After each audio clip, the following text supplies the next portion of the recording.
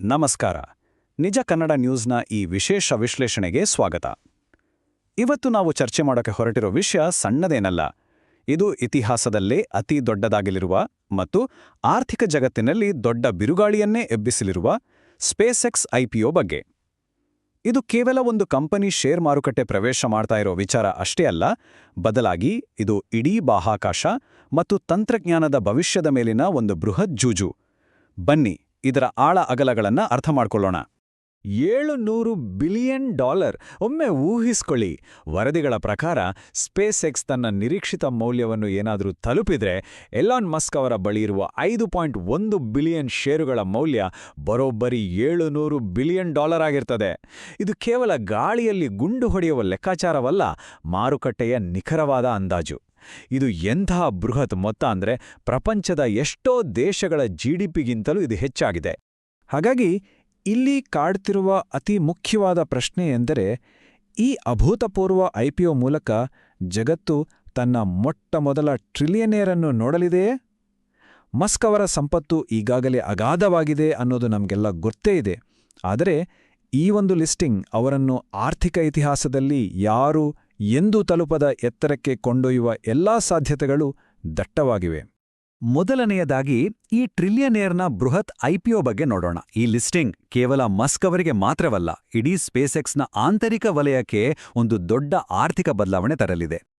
ಇಲ್ಲಿ ನಿಜಕ್ಕೂ ಕುತೂಹಲಕಾರಿಯಾದ ಅಂಶ ಅಂದ್ರೆ, ಈ IPO ಮೂಲಕ ಸ್ಪೇಸ್ಎಕ್ಸ್ನ ಪ್ರಮುಖರಿಗೆ ಸಿಗಲಿರುವ ದೊಡ್ಡ ಜಾಕ್ಪಾಟ್.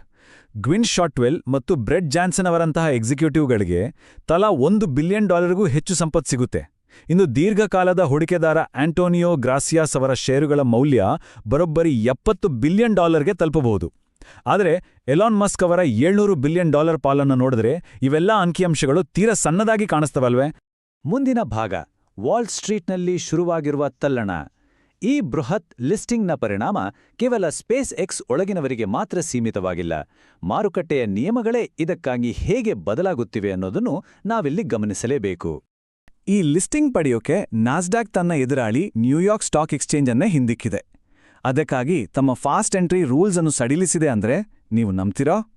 ಕೇವಲ 15 ದಿನಗಳಲ್ಲಿ ಸ್ಪೇಸ್ಎಕ್ಸ್ ನಾಸ್ಡ್ಯಾಕ್ 100 ಇಂಡೆಕ್ಸ್ ಅನ್ನು ಪ್ರವೇಶ ಮಾಡಲಿದೆ. ಇದರರ್ಥ ಏನು ಅಂದ್ರೆ, ಮಾರುಕಟ್ಟೆಯಲ್ಲಿರುವ ಪ್ಯಾಸಿವ್ ಫಂಡ್ಗಳು ಕಡ್ಡಾಯವಾಗಿ ಇದನ್ನು ಖರೀದಿಸಲೇಬೇಕು ಮತ್ತು ಅದಕ್ಕಾಗಿ ತಮ್ಮಲ್ಲಿರುವ ಬೇರೆ ಟೆಕ್ ಷೇರುಗಳನ್ನು ಮಾರಾಟ ಮಾಡಲೇಬೇಕಾದ ಅನಿವಾರ್ಯತೆ ಸೃಷ್ಟಿಯಾಗುತ್ತದೆ. ಇದರ ಎಫೆಕ್ಟ್ ಸುಮ್ಮನೆ ಇರಲ್ಲ.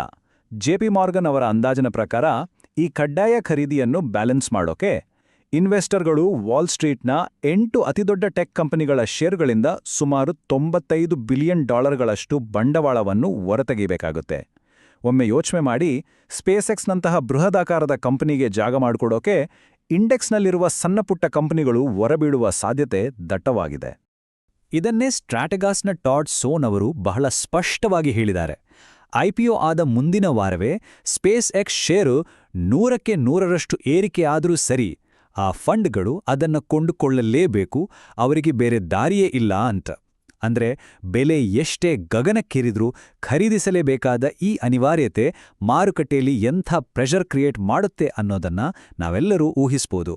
ಈಗ ಮೂರನೇ ವಿಚಾರಕ್ಕೆ ಬರೋಣ. AI ಅಥವಾ ಕೃತಕ ಬುದ್ಧಿಮತ್ತೆ ಮೇಲಿನ ಬೃಹತ್ ಜೂಜು. ಮಾರುಕಟ್ಟೆಯ ಈ ಲೆಕ್ಕಾಚಾರಗಳ ಆಚೆಗೆ ಈ ಕಂಪನಿಯ ಭವಿಷ್ಯದ ದಿಕ್ಕು ಎತ್ತ ಸಾಗುತ್ತಿದೆ ಅನ್ನೋದು ಇನ್ನಷ್ಟು ಕುತೂಹಲಕಾರಿಯಾಗಿದೆ. ಸ್ಪೇಸ್ಎಕ್ಸ್ ರಿಲೀಸ್ ಮಾಡಿರೋ ಬರೋಬ್ಬರಿ 2 ಲಕ್ಷ ಪದಗಳ ಪ್ರಾಸ್ಪೆಕ್ಟಸ್ ಒಂದು ದೊಡ್ಡ ರಹಸ್ಯವನ್ನೇ ಬಯಲು ಮಾಡಿದೆ.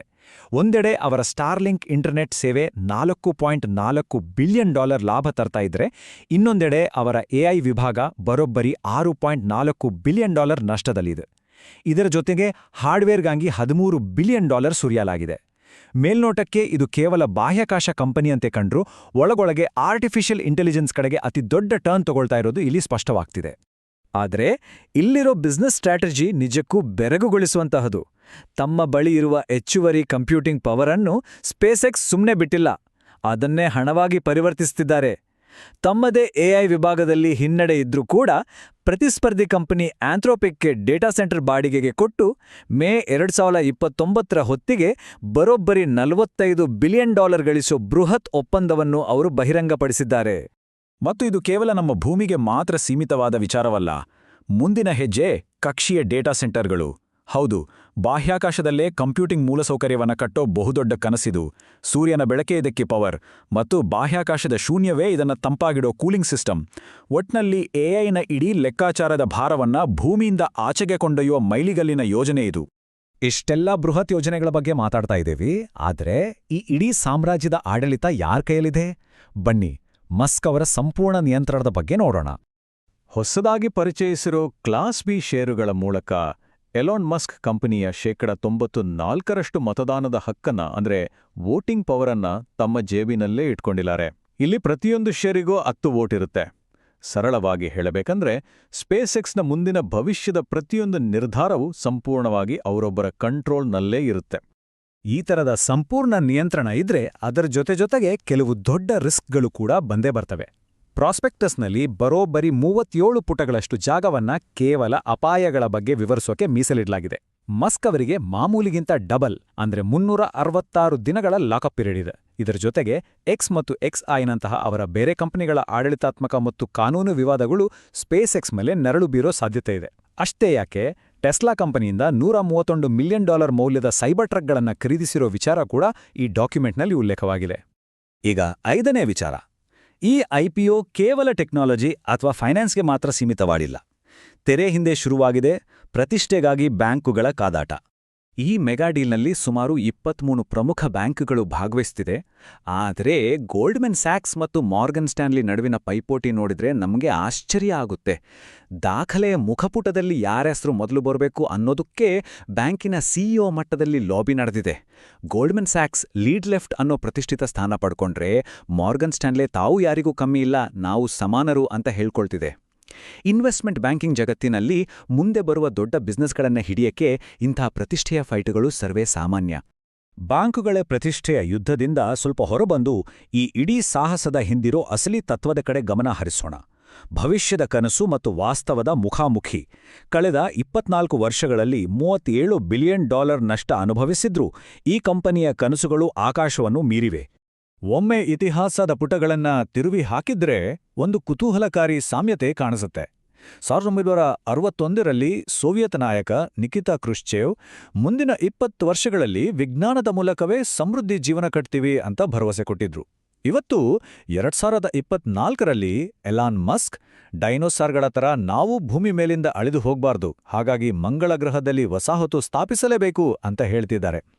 ಬೇರೆ ಬೇರೆ ಕಾಲಘಟ್ಟದ ಈ 2 ಬೃಹತ್ ಆಕಾಂಕ್ಷೆಗಳ ನಡುವೆ ಎಂಥ ಹೋಲಿಕೆ ಇದೆ ಅಂತ ನೀವೇ ಗಮನಿಸಿ.